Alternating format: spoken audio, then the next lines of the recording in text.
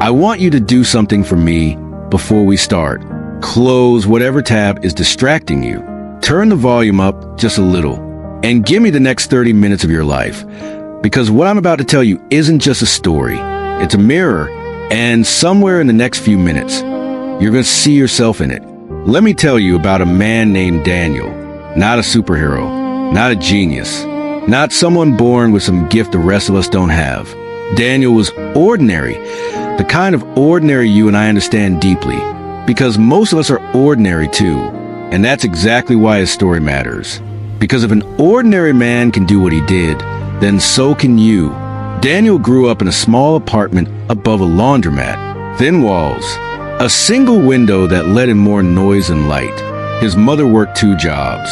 His father wasn't around long enough to leave a memory, only an absence. And from the time Daniel was old enough to understand words, the word he heard most was can't. We can't afford that. You can't do that. Boy, it's like you don't get far. You know what it's like to hear that, don't you? Maybe not those exact words.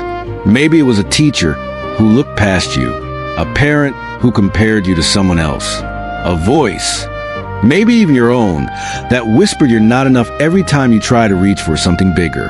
Daniel carried that whisper for years.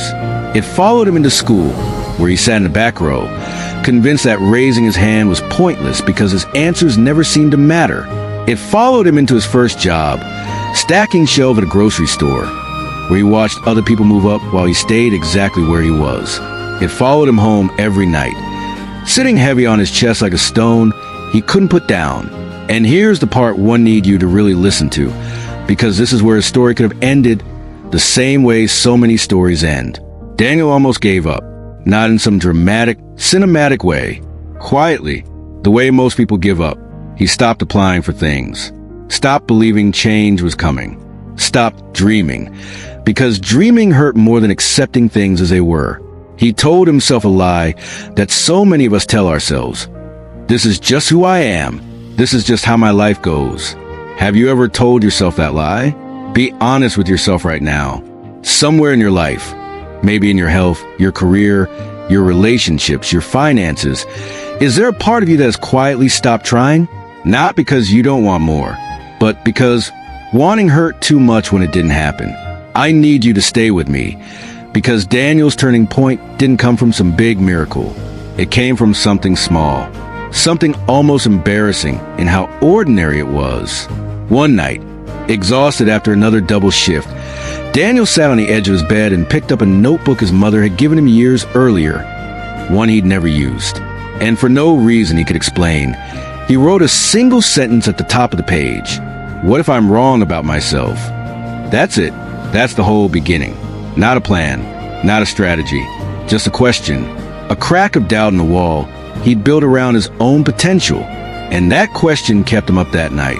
Because once you ask it honestly, what if I'm wrong about myself? You can't fully unask it. It sits there. It waits. It works on you.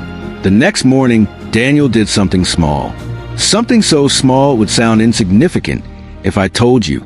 He woke up 20 minutes earlier than usual and read 10 pages of a book on the field he'd always been curious about but never pursued. Just 10 pages. No grand transformation. No dramatic music playing in the background of his life. But he did it again the next day. And the next. I want you to understand something about change, because this is a part almost nobody tells you the truth about. Change doesn't usually arrive as a lightning bolt. It arrives as a decision, repeated on days when you don't feel like making it. Daniel wasn't motivated every single morning. Some days he wanted to throw the notebook across the room. Some days the old voice came back. Who do you think you are? And it was loud, and it was convincing. But he kept showing up anyway. 10 pages became 20. 20 became a plan. The plan became night classes after his shifts, sitting in the back row again, but this time raising his hand. Here's what nobody warns you about when you start changing your life. It gets harder before it gets easier. Daniel lost sleep. He lost some friends who didn't understand why he wasn't just accepting his situation anymore. There were nights he sat in his car in a parking lot, so tired he could barely keep his eyes open, wondering if any of it was worth it. Have you been there?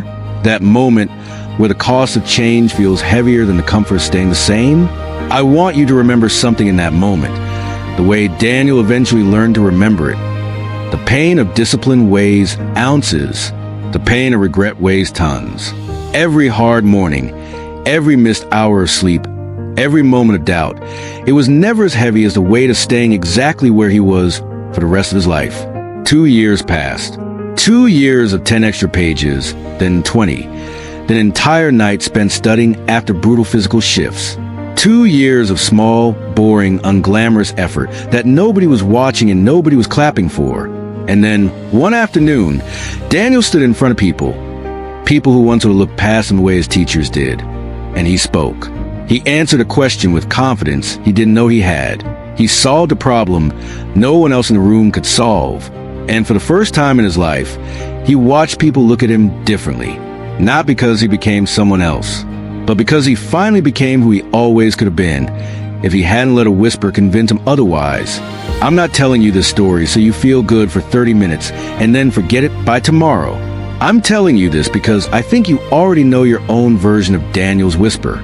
I think somewhere inside you, there's a voice that has told you you can't, you're too late, you're not built for this. I want you to ask yourself the same question Daniel asked. Right now, not tomorrow, not when things calm down. Right now, in whatever room you're standing or sitting in. What if I'm wrong about myself? What if the version of you that gives up early isn't actually who you are? It's just who you've been told you are by circumstances, by people, by a tired and defeated inner voice that has never once been given a real chance to be proven wrong. You don't need a perfect plan today. Daniel didn't have one. You don't need to transform your entire life in the next 24 hours. You need 10 pages. You need 20 minutes earlier. You need one small, boring, unglamorous decision. Repeat it on the days you don't feel like it, because that decision, repeated long enough, becomes a whole story of who you become. The people who change their lives are not the people who never doubt themselves. They are the people who keep moving while they doubt themselves. Daniel was scared every single step of the way. He just decided fear wasn't going to be the one making his decisions anymore. So here's what I want you to take with you when this video ends and your day continues. Whatever it is you've quietly given up on, pick it back up today. Not perfectly, not all at once. Just pick it back up, write the sentence, read the 10 pages, send the message you've been avoiding, show up to the gym even if it's for 20 minutes. Take the smallest possible step, because the smallest step taken today beats a perfect plan you keep postponing until tomorrow. You are not behind. You are not too late. You are not the exception to the rule that people can change. You are exactly the kind of person this rule was written for. Daniel didn't have anything you don't have. He had a notebook, a question, and the willingness to be wrong about the worst things he believed about himself. You have that too. So the next time that voice tells you you can't, I want you to hear it, and I want you to answer it the way Daniel finally did. Watch me if the story reached you today. If even one part felt like it was speaking directly to something you're carrying, do one thing for me before you go. Hit subscribe so I can keep putting these stories in front of you when you need them most. And if you're listening to this while you run, while you lift, while you drive to somewhere better than where you started, keep going. Don't stop now. You've already taken the first step just by staying until the end of this. Now, go take the next one.